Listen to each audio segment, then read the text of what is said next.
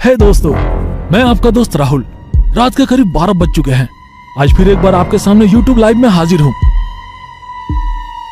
Sir, हमारा दोस्त राहुल लापता हो गया है। गायब हो गया? मतलब? सर कुछ भी करके हमारे दोस्त को ढूंढ लीजिए। यार सच कहूँ तो मुझे उस पुलिस वाले पर बिल्कुल भी भरोसा नहीं।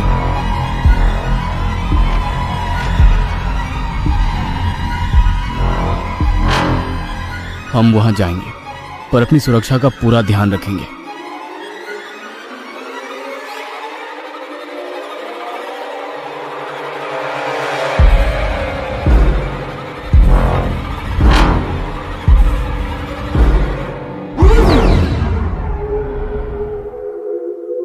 इस कहानी के लेखक है संजय कामले। राहुल कहाँ हो तुम? तुम मुझे छोड़कर कहाँ चले गए? राहुल,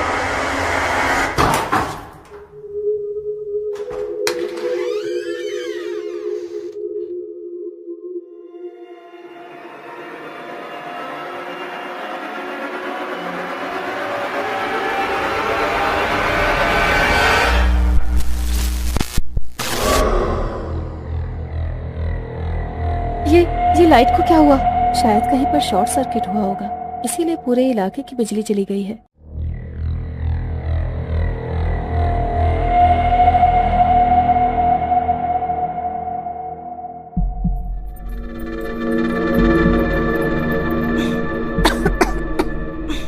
ये क्या हो रहा है और ये जगह कौन सी है?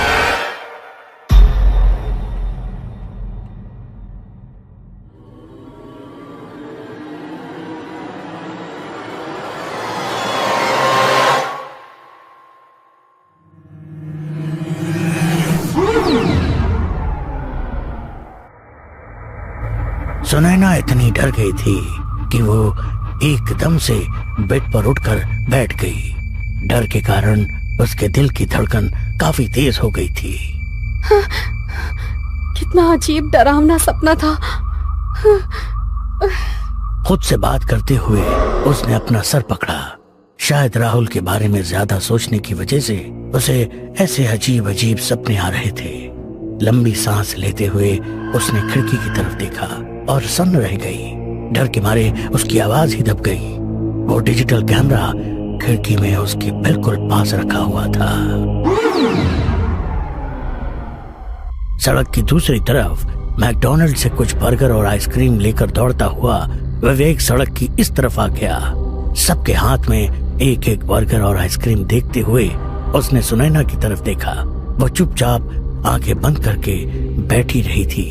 उसने कुछ भी खाने के लिए पहले ही मना किया था।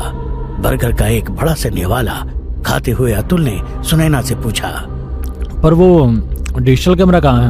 पता नहीं, रात को मैंने खिड़की के पास देखा, फिर उठाकर टेबल पर रख दिया। सोचा सुबह होते ही तुम लोगों को दिखाने ले आऊंगी, पर सुबह देखा तो कैमरा वहाँ पर नहीं था।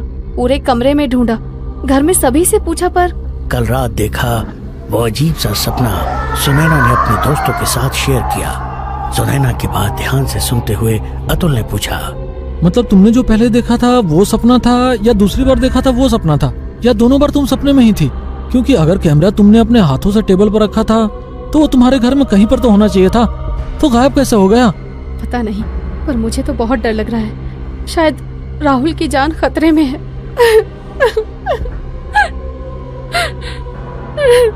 पीछे के सीट पर सचिन के कंधे पर सर रखकर बैठी हुई राधिका ने आइसक्रीम खाते हुए सबसे पूछा, राहुल के बारे में पूछने के लिए उस इंस्पेक्टर ने किसी को कॉल किया था क्या? उसकी बात सुनकर सभी ने नामे गर्दन हिलाया। आगे की सीट पर आंखें बंद कर बैठी सुनैना नाराज होकर बोली, यार सच कहूँ तो मुझे उस पुलिस वाले पर बिल्कुल भी भरोसा नहीं है। मुझे नहीं लगता वो राहुल को ढूंढने की कोशिश भी करेगा। सुनैना की उदासी भरी आवाज सुनकर सचिन ने कहा, क्यों ना हम खुद राहुल को ढूंढने की कोशिश करें? तुम्हारा दिमाग तो ठिकाने है ना?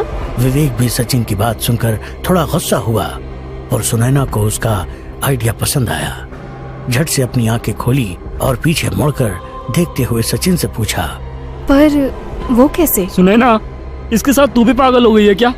हम सब रात उस जगह जाएंगे और राहुल की तलाश करेंगे। सचिन की बात सुनकर राधिका ने गुस्से में आंख बबूला होते हुए जोर से सचिन का हाथ दबाया। हाँ, ताकि वो भूत हमें भी गायब कर दें, है ना? बड़ा ही बेतुका आइडिया है। विवेक दोबारा गुस्सा हुआ। विवेक की बात सुनकर राधिका ने कहा, मुझे लगता है विवेक ठीक ही कह रहा है। हमें उसकी बात मान लेनी चाहिए। चाहे तो हम दोबारा से पुलिस स्टेशन में जाकर उस इंस्पेक्टर से रिक्वेस्ट कर सकते हैं, क्योंकि ये पुलिस का काम है।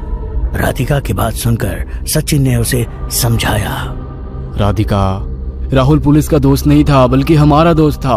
पुलिस को उसकी कोई फिक्र नहीं है। अगर हम दोबारा पुलिस स्टेशन गए तो उस पुलिस वाले को ये भी याद नहीं होगा कि हम पिछली बार किस लिए आए थे। सचिन की बात सुनकर राधिका एकदम से चुप हो गई। उसके पास बोलने के लिए कुछ भी नहीं था। सचिन ने दोबारा अपने दोस्तों की तरफ देखकर कहा, हम वहां जाएंगे, पर अपनी सुरक्षा का पूरा ध्यान रखेंगे। हमारे साथ मोबाइल तो होगा ही, साथ ही 2 एक्स्ट्रा कैमरे और ईयरफोन, जिससे कॉन्फ्रेंस कॉल में हम सभी एक दूसरे से कनेक्ट रहेंगे। साथ ही कुछ और चीज लेकर जाएंगे। सचिन की बात सुनकर अतुल ने पूछा, पर उससे क्या होगा? अपने दोस्तों की तरफ देखते हुए सुनैना ने कहा, इससे हमें ये पता चलेगा कि आखिर उस जगह होता क्या है।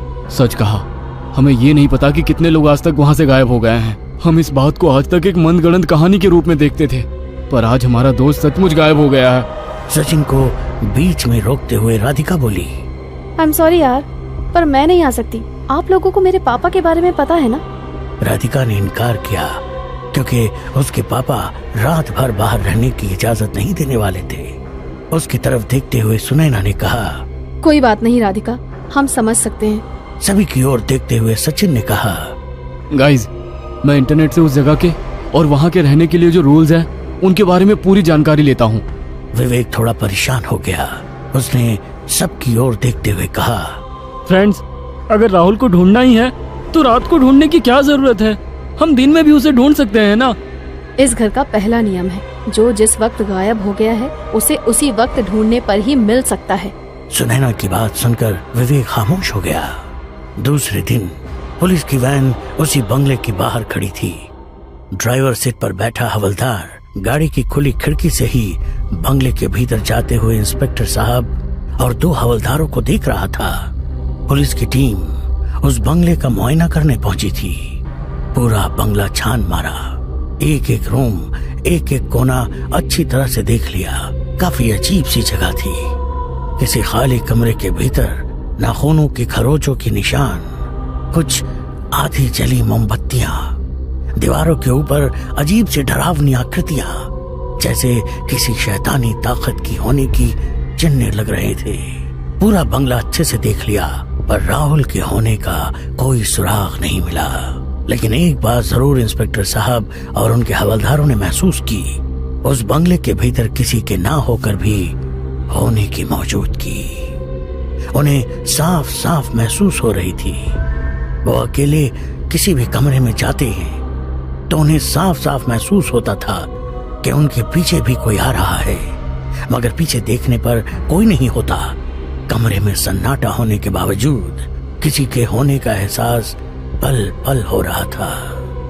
बाहर सूरज की आग उगलती कड़ी धूप होने के बावजूद भीतर एक अजीब सी ठंडक शरीर महसूस कर सकता था।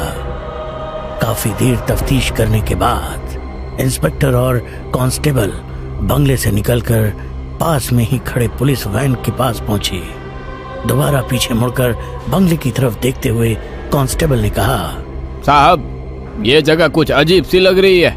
इस बंगले के भीतर कुछ भी सामान्य सा नहीं लग रहा था। कांस्टेबल की बात सुनकर इंस्पेक्टर साहब ने भी उस बंगले पर नजर डाली। सही कहा, मैंने इस बंगले की पूरी हिस्ट्री पता कर ली है। किसी दिन इत्मीनान से बात करेंगे। गाड़ी स्टार्ट करते हुए कांस्टेबल ने पूछा, पर कब बताएंगे साहब? अगर दोबारा कोई गायब हो जाता है साहब, उस दिन बताएंगे। हवलदार की बात पर सभी ठहाका मारकर हंसने लगे और उनकी पुलिस वैन जंगल के वीराने में बसे उस बंगले के गेट से बाहर निकलकर सुनसान रास्ते से गुजरने लगी। गाड़ी से ही उस बंगले की तरफ झांकते हुए इंस्पेक्टर साहब बोले, हद है यार, ये भूत इतने वीराने में सन्नाटे में इंसानों से दूर रहते हैं, फिर भी इंसान उन्हें ढूंढते हुए यहाँ तक पहुँच जाते हैं। अब हम बेवकूफ किसे कहें, भूत को या ऐसे इंसान को? सर, ये भूत वगैरह को तो मैं नहीं मानता। मुझे नहीं लगता किसी भूत के चक्कर में वो लड़का गायब हो गया है। मतलब? मुझे लगता है उस मैना के चक्कर में 3 लड़कों ने अपने साथी लड़के को मारकर उसकी लाश को इसी जंगल में कहीं पर फेंक दिया होगा। हवलदार की बात सुनकर इंस्पेक्टर साहब थोड़े हैरान हो गए। उन्होंने दोबारा हवलदार से पूछा, ये भी हो सकता है। वैसे ये मैना कौन है और उसका इस केस के साथ क्या कनेक्शन? इंस्पेक्टर साहब की तरफ देखते हुए धीमी आवाज में हवलदार ने मुस्कुराते हुए कहा, साहब, वही सबसे खूबसूरत लड़की, सुनहरे रेशमी बाल, चांदी की तरह बेदाग गोरा रंग, वही जो नीली जींस और जामुनी रंग का शर्ट पहनकर आपके सामने वाली कुर्सी पर बैठी थी, जो अपना सर पकड़कर फूट फूट कर रो रही थी, वही जो अपने दोनों हाथ आपके सामने जोड़कर अपने दोस्त को ढूंढने के लिए विनती कर रही थी। ड्राइवर की बात सुनकर इंस्पेक्टर साहब को सब कुछ याद आ गया। हवलदार की तरफ देखते हुए उन्होंने कहा, अरे हवलदार जी, उसका नाम मैना नहीं, नैना, मेरा मतलब सुनैना है।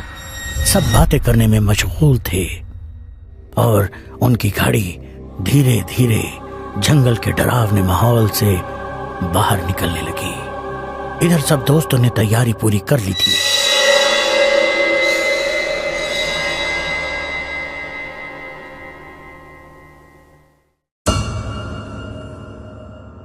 ये कहानी आपको अच्छी लगी हो तो हमें सब्सक्राइब करें, हमारा इंस्टाग्राम और फेसबुक पेज जरूर फॉलो करें। अगर आपके पास ऐसी ही कोई कहानी हो तो हमें कमेंट बॉक्स में भेजें। हम कोशिश करेंगे कि अगली एनिमेटेड स्टोरी आपकी होगी।